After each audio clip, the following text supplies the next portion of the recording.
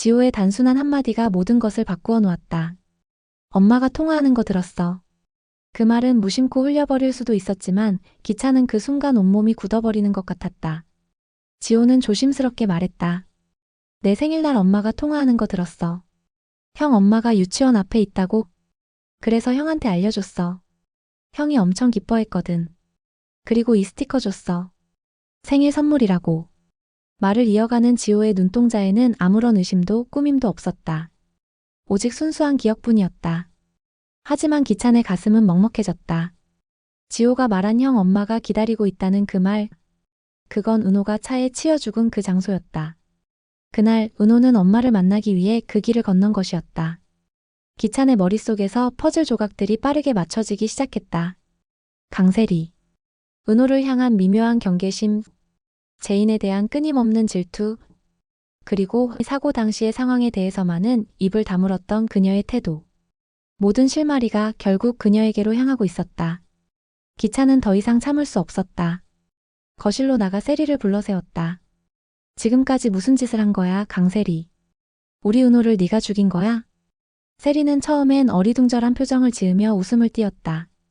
기찬 씨, 또 왜 그래요? 무슨 말을 하는지 모르겠어요. 하지만 기찬은 지호에게 들은 이야기를 조목조목 짚어가며 말했다. 지호가 들었어. 세리 네가 통화하는 소리. 그제야 세리의 얼굴이 서서히 굳어가기 시작했다. 그녀는 한 박자 늦게 억지로 눈을 동그랗게 뜨며 고개를 저었다. 아니에요. 그건 지호가 잘못 들은 거예요. 저는 모르는 일이에요. 세리는 떨림 없이 마치 미리 연습한 듯한 거짓말을 쏟아냈다. 하지만 기찬은 더 이상 그 눈빛에 속지 않았다. 너무도 단단하게 닫혀버린 감정의 문이 다시는 그녀를 받아들이지 않을 것처럼 차가웠다. 당장 나가. 기찬은 무표정한 얼굴로 말했고 세리는 그제야 바짓가랑이를 붙들며 애원했다. 기찬 씨, 지호랑은 함께 있게 해줘요. 나한텐 지호밖에 없어요. 하지만 기찬의 대답은 냉정했다. 넌 지호 데려갈 수 없어. 이 집에서, 내 인생에서 완전히 나가. 세리는 끝내 울부짖으며 무릎을 꿇었지만 기찬은 고개를 돌렸다. 그 순간 숙자가 방에서 뛰어나와 아들의 팔을 잡았다. 기찬아, 그러지 마라. 보살님이 그러셨잖니?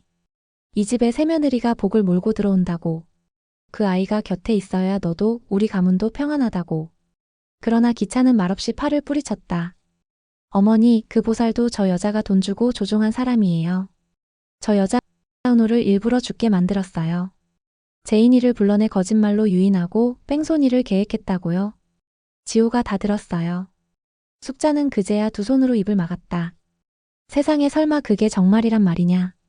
세리는 땅바닥에 주저앉아 울음을 터뜨렸고 기찬은 말없이 등을 돌렸다. 그날 밤 세리는 단 한마디의 작별 인사도 하지 못한 채 집에서 쫓겨났다. 지호는 문 앞에 주저앉아 웅크린 채 울음을 삼켰다. 아빠 엄마는 어디 갔어요?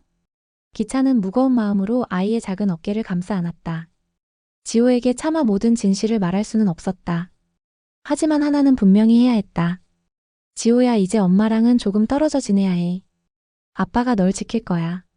너까지 다치게 할 순 없으니까. 지호는 이해하지 못했다. 하지만 아빠의 목소리에서 느껴지는 단호함에 더는 묻지 않았다. 그렇게 아이는 세리와의 생이별을 받아들여야 했다.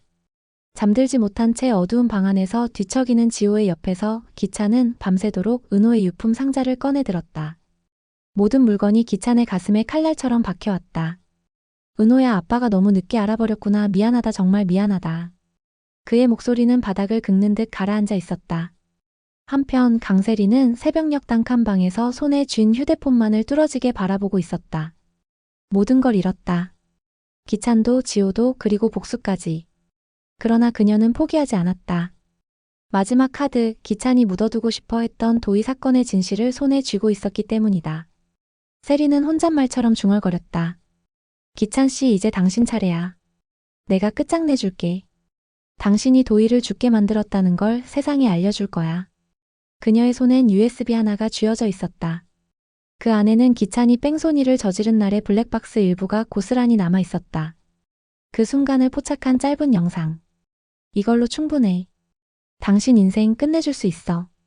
다시 집으로 돌아가려는 세리의 마음은 한층 더 날카롭고 어두워졌다.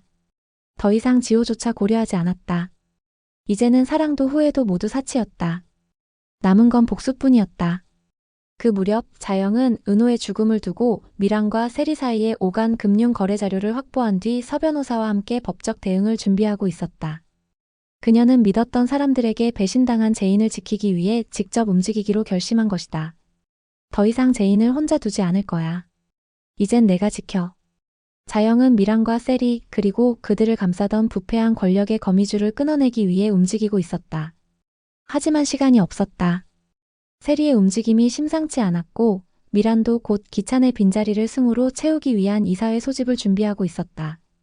그러던 중 미란의 휴대폰에 한 통의 메시지가 도착했다. 너희 아들 승우도 안전하지 않을 수 있어. 발신자 없음. 이름도 번호도 뜨지 않았다. 미란은 손끝이 떨리며 화면을 바라보다가 이내 핸드폰을 내려놓았다. 속으로는 말하지 못한 이름을 삼켰다. 설마 세리? 그러나 그녀는 알지 못했다. 이 메시지를 보낸 이는 세리가 아니었다. 진짜 폭풍은 아직 시작도 되지 않았다. 진짜 그림자는 이제 막 모습을 드러내기 시작했을 뿐이었다. 그리고 그날 밤 자영은 서 변호사에게 중대한 서류를 넘기며 말했다. 기찬도 미란도 세리도 모두 법의 심판을 받게 될 거예요. 하지만 그 전에 우리 제인이 지켜야 해요. 무슨 일이 있어도. 다음 날 아침 제인은 베란다 창밖을 멍하니 바라보다 창틀에 놓인 스티커 하나를 발견했다. 은호가 생일날 지호에게 건넸다는 바로 그 스티커. 제인의 눈에 눈물이 고였다. 그때였다. 현관문 너머로 탁 하고 편지 봉투 하나가 떨어졌다. 그녀는 조심스럽게 편지를 열어봤다. 종이 한 장. 그리고 단 한 줄이 적혀 있었다. 진짜 범인은 아직 살아있어. 제인은 손에 쥔 편지지를 바라보며 숨을 삼켰다. 누군가 자신을 지켜보고 있다는 느낌이 등골을 타고 내려왔다. 이건 단순한 위협이 아니라 명백한 신호였다. 지금까지 알고 있던 모든 게 틀렸을 수도 있다. 제인은 그 편지를 곱게 접어 봉투에 다시 넣었다. 그리고 바로 자영에게 전화를 걸었다. 엄마, 누가 이걸 보냈는지 모르겠어. 자영은 바로 제인의 집으로 향했고 두 사람은 편지 내용을 분석하며 이전 사건의 흐름을 되짚기 시작했다. 도희의 죽음, 은호의 사고, 세리의 거짓말, 미란의 음모. 그 모든 조각들이 어딘가 미묘하게 어긋나 있었다.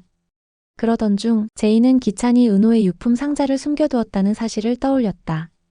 기찬 씨가 아직 버리지 않았을 거야. 그 사람도 죄책감이 있었겠지. 그리고 곧장 기찬에게 전화를 걸었다. 기찬 씨, 당신 지금이라도 진실을 바로잡고 싶다면 도와줘요. 우리 은호를 위해서라도. 기찬은 긴 침묵 끝에 조용히 대답했다. 은호가 남긴 게 있어. 한편 세리는 변호사를 찾아갔다.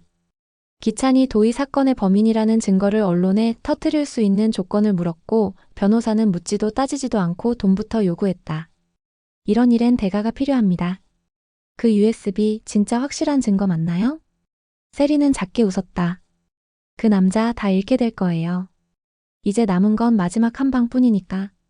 그러나 세리는 몰랐다. 그 USB 속에는 단순한 뺑소니 영상 외에 또 다른 진실, 도희가 죽기 전 마지막으로 남긴 녹음 파일이 함께 들어 있었다는 것을. 이제 진짜 진실은 USB의 주인이 누구냐가 아니라 그 안에 숨겨진 도희의 마지막 목소리를 누가 먼저 들을 것인가에 달려 있었다.